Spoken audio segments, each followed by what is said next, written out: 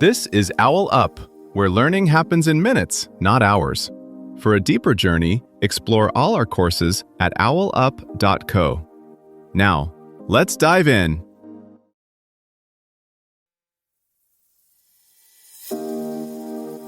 Welcome to Chapter 1 of How Courts Actually Work, Justice Demystified, where we're diving into what courts actually do beyond the dramatic objections and surprise witnesses you see on TV.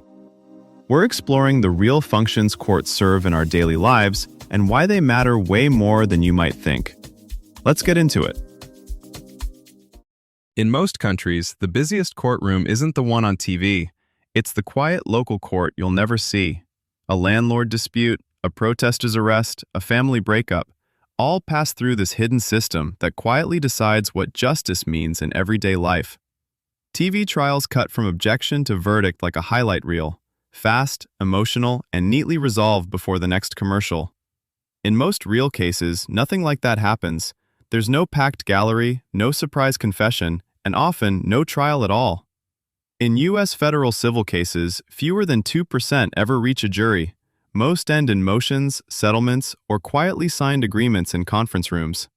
Yet these untelevised moments are where courts quietly shape daily life. A judge deciding how to interpret a vague statute can shift how a company treats its workers. A ruling on police search limits can change what happens during a traffic stop in your town. And when a court strikes down a government policy, it's not being dramatic, it's performing one of its core jobs, saying what the law allows, even when that's inconvenient for those in power. Unlike on TV, most of a court's work happens far from the drama of a witness stand. The real engine room is paperwork, procedure, and timing, filing deadlines, motion practice, evidence rules, and quiet negotiations in hallways and video conferences. These slow, structured steps are what turn raw conflict into something the legal system can actually process. When a state judge handles an eviction or a magistrate reviews a warrant request by video at midnight, they're applying the same core idea. No one's freedom, money, or family gets rearranged without a reason the law can recognize and review. Real courts are built to be boring on purpose. The drama isn't in sudden confessions, it's in slow, structured choices about whose story the law will believe and why. At the center is the judge's job, not to pick a side based on instinct, but to fit messy real-world facts into pre-existing legal categories. A protest isn't just a protest. It might be speech, disorderly conduct, or lawful assembly, depending on the record built in that case. That record, witness testimony, documents, videos, is carefully filtered through rules about relevance, reliability, and fairness. Those rules decide what the judge or jury is even allowed to consider before anyone weighs it. Juries, when they're used, don't decide what the law is. They answer tightly framed questions the judge gives them. Did the defendant act with reasonable care? Did the government prove each element of the charge beyond a reasonable doubt?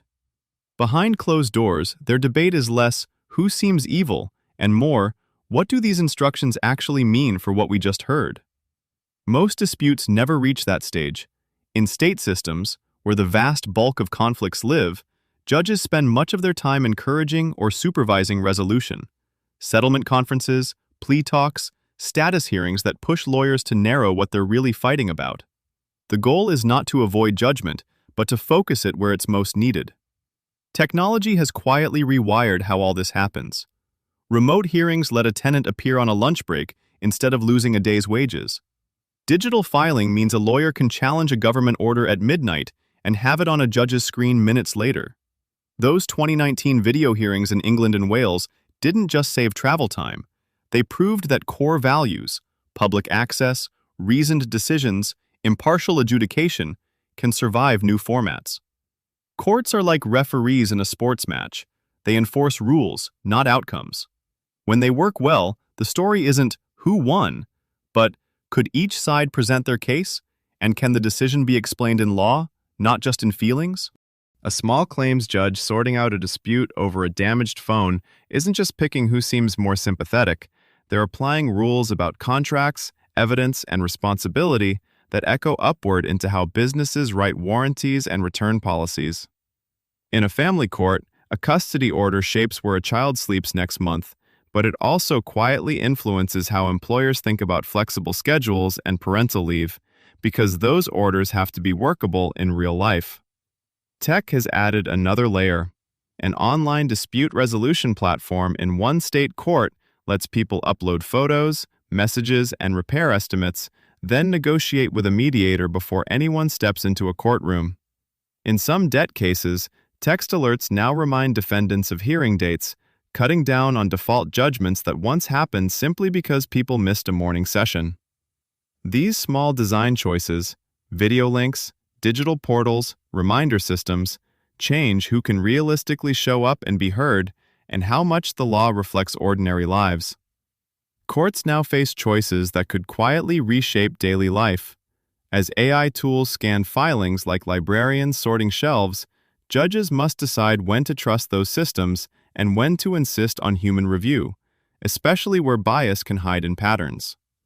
Cross-border disputes over data leaks or climate damage may push courts to co-author outcomes with foreign peers, like musicians trading tracks online. Your next jury summons or online portal update might be an early signal of how that future is taking shape. Courts will keep evolving, not just with video links and e-filing, but with tools we haven't stress-tested yet: AI summaries, online juries, cross-border evidence. Your future role might be less as a bystander and more as a co-designer. Through voting, serving, even giving feedback on clunky portals, you help steer how fair those changes actually feel. Before next week, ask yourself, how would I explain the real role of courts in our community? Things like protecting rights, resolving disputes fairly, and checking government power, to a friend who only knows courtroom dramas from TV. Thinking about a recent news story involving a court decision, what questions would I need to ask? Who was affected? What laws were at stake? What options did the judge actually have? To move beyond a good guys versus bad guys view. If I had to sit on a jury tomorrow, what personal biases or media-influenced expectations about dramatic confessions, quick trials, or gotcha moments would I need to notice and question so I could focus on evidence and procedure instead? This was OwlUp, your daily step forward. To keep learning with structured courses and more insights, go to owlup.co. Until tomorrow!